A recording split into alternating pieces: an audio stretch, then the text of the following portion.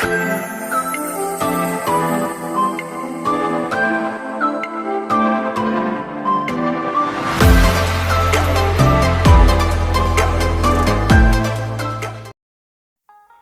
আলাইকুম। আশা করি সবাই ভালো আছেন, সুস্থ আছেন।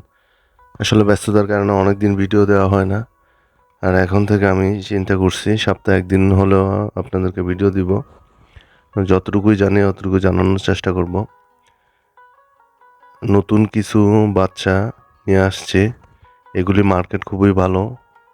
সাদা পাহাড়ি মুরগির বাচ্চা। বয়স ১ মাস। ১ মাসে এগুলি খুবই ওজন। মোটামুটি ৬০০ গ্রামের মতো। এগুলি আমার খামারে নতুন। আগে যেগুলি আমার ছিল ওগুলি সেল করে দিয়েছি। অল্প কিছু আছে ব্রিড করার জন্য। আর নতুন কিছু জাত উঠালাম। আশা করি ভালোই রেজাল্ট পাবো, কারণ এগুলি মার্কেট অনেক ভালো। বাচ্চা অবস্থায় খুব দামে সেল করা যায়। এগুলি থেকে আমি বাচ্চা নেওয়ার চিন্তা ভাবনা করবো। অনেকটা দেখতে ব্রয়লার মুরগির মতো, কিন্তু এগুলি হচ্ছে পাহাড়ি দেশি মুরগি। সাদা, সম্পূর্ণ বডি হোয়াইট এবং ঠোঁট এবং পাগুলা হলুদ বর্ণের। বড় হলে পাগুলা হলুদ এবং ঠোঁটগুলা হলুদ হয়ে যাবে।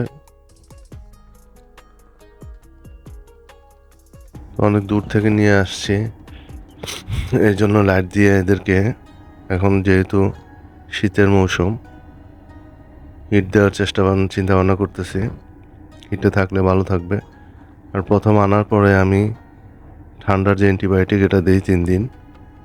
আশা করি ভালো থাকবে। অন্য একটা ভিডিওর মধ্যে আমি ঠান্ডার জন্য যে ওষুধগুলো দেই আমি আপনাদের বলার চেষ্টা করব। আবার পুরান ভিডিওর মধ্যে আছে ঠান্ডার ওষুধগুলো, আপনারা দেখে নিতে পারেন।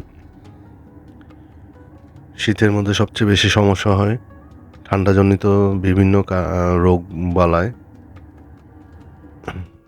যেমন মুরগি ঝিম ধরে থাকে, নাক দিয়ে পানি পড়া, হা করে নিঃশ্বাস নেওয়া। সাধারণত এই রোগগুলি হয়ে থাকে। অ্যান্টিবায়োটিক খাওয়ালে এই রোগগুলি থেকে মুক্তি পাওয়া যায়। নেক্সট ভিডিওর সময় আমি অবশ্যই অ্যান্টিবায়োটিক নামগুলো বলে দেব।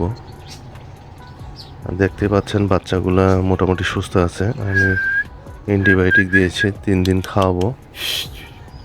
তারপর রেগুলার যে মেডিসিনগুলো ওগুলোই দিব, যেমন জিঙ্ক, তারপর হচ্ছে ইসেল,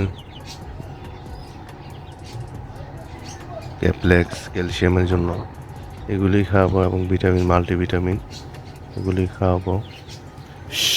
আমার খামারে যে আগের পাহাড়ি মুরগিগুলো ছিল ওগুলি এখন নেই, সবগুলি আমি সেল করে দিয়েছি। নতুন কিছু মুরগি কালেকশন করবো, এই জন্য আপাতত সাদা যে পাহাড়ি মুরগিগুলো আছে এগুলো নিয়ে আসলাম। পরে অন্য যেমন সাদা গলাশিলা এই জাতের মুরগিগুলো নিয়ে আসবো। এখন শীতকাল তাই বেশি আনলাম না, 4 পিস নিয়ে আসছি। এগুলি দিয়ে আমি বাড়াবো। আর আমার ব্রিডের যে মুরগিগুলো রেখেছি এগুলি মাশাআল্লাহ অনেক বড়। একটা পাহাড়ি মুরগি আছে আর একটা মোরগ। এগুলি থেকে মাশাআল্লাহ বাচ্চা নিয়ে আমি আরও বড় পরিসরে করব। যাদের যাদের মুরগি লাগবে আমাকে নক দিয়ে রাখতে পারেন। আমার কাছে বাচ্চা হওয়ায় তখন আমি আপনাদেরকে ইনফর্ম করব, যাতে আপনারা নিয়ে নিতে পারেন। আশা করি ভিডিওটা ভালো লাগবে। ভালো থাকবেন, সুস্থ থাকবেন। আসসালামু আলাইকুম।